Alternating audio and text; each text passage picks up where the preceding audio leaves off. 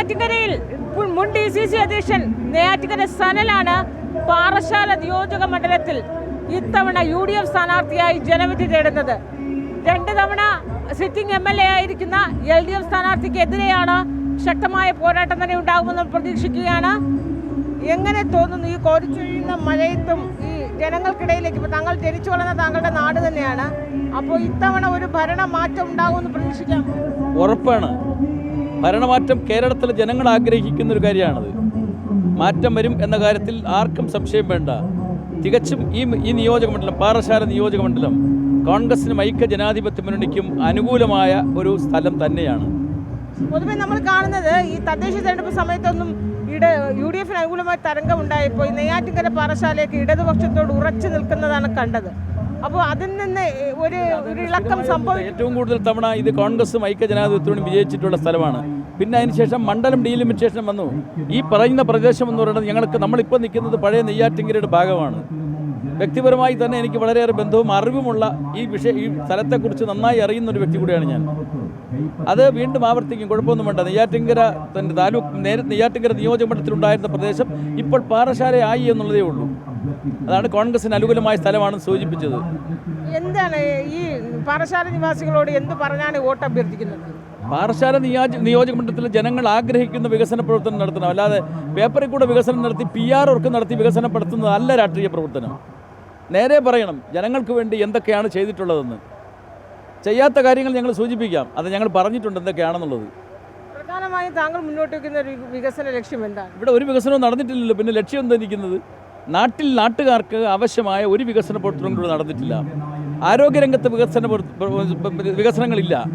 ഇവിടുത്തെ എല്ലാ രംഗത്തും ഇവിടെ വികസനം ഇല്ലാതിരിക്കുന്ന സ്ഥലമാണ്. ഒരു റോഡും ഒരു പാലം ഉണ്ടാക്കിക്കൊണ്ട് മാത്രം വികസനമാകില്ല. വികസനം ആളുകളുടെ അടിസ്ഥാനപരമായ വിഷയത്തെ ബാധിക്കുന്ന എല്ലാ കാര്യങ്ങളിലും കൂടുതൽ താല്പര്യത്തോടു കൂടി വികസനം ഉണ്ടാകണം. അതാണ് ജനങ്ങൾ ആഗ്രഹിക്കുന്നത്. ഇവിടുത്തെ ആശുപത്രിയുടെ സ്ഥിതി പരിശോധിക്കണം. ഇവിടുത്തെ കുടിവെള്ളത്തിൻ്റെ വിഷയം പരിശോധിക്കണം. തൊഴിൽ സംരംഭങ്ങളെക്കുറിച്ച് പരിശോധിക്കണം. ടൂറിസം മേഖല വികസിപ്പിക്കാൻ പറ്റിയിട്ടുണ്ടോ എന്നറിയണം. അതായത് വരുമാന മാർഗ്ഗങ്ങൾ ഉണ്ടാക്കുന്ന ഒരു തരത്തിലും വികസന പ്രവർത്തനം ഉണ്ടായിട്ടില്ല. ഇത് കാർഷിക മേഖലയാണ്. കർഷകരെ സംരക്ഷിക്കാനുള്ള എന്തെങ്കിലും കാര്യങ്ങൾ നടത്തിയിട്ടുണ്ടോ? 10 വർഷം ഭരണകക്ഷിയായ ഒരു MLA ഉണ്ടായിരുന്ന ആളല്ലേ.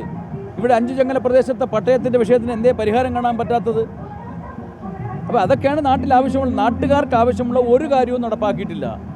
അത് നടപ്പാക്കിയതിന് ശേഷം ഞാൻ വികസനം നടത്തിയെന്ന് പറഞ്ഞാൽ വിശ്വസിക്കും.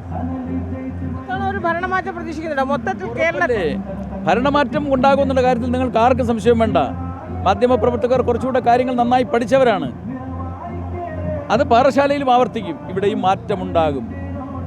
DCC അധ്യക്ഷനായിരുന്ന ഈ ജില്ലയുമായുള്ള അത്രയേറെ ബന്ധം താങ്കൾക്കുണ്ട്. അതൊരു മുതൽക്കൂട്ടാകും. സംശയമുണ്ടോ? അത് മാത്രമല്ല, ഞാൻ ജില്ലാ കോൺഗ്രസ് കമ്മിറ്റി പ്രസിഡന്റായിരുന്ന 14 നിയോജകമണ്ഡലം എനിക്ക് നല്ല ബന്ധമുള്ളതാണ്. എല്ലാ മണ്ഡലങ്ങളുമായി നല്ല വ്യക്തിപരം, അവിടുത്തെ രാഷ്ട്രീയ സാഹചര്യങ്ങളൊക്കെ നന്നായി ഞാൻ അസസ് ചെയ്ത സ്ഥലമാണ്. ഈ പ്രദേശം അങ്ങനെയല്ല. ഞാൻ സംസാരിച്ചപ്പോൾ ശ്രദ്ധിച്ചെങ്കിൽ അറിയാമായിരിക്കും. ഞാൻ ഈ പ്രദേശത്ത് നടന്നു പോകുന്ന സ്ഥലമാണിത്. മിക്കപ്പോഴും എൻ്റെ ചെറുപ്രായത്തിൽ നിന്ന സ്ഥലമാണ് ഈ മൈലച്ചൽ എന്ന പ്രദേശം. അപ്പോൾ ഇവിടെയുള്ള ആളുകൾക്കെല്ലാം ഇവിടെ മാത്രമല്ല, നെയ്യാറ്റിൻകര പാറശാല നിയോജകമണ്ഡലത്തിലെ മിക്ക സ്ഥലങ്ങളിലും വ്യക്തിപരമായി എനിക്ക് നല്ല ബന്ധമുള്ള സ്ഥലമാണ്.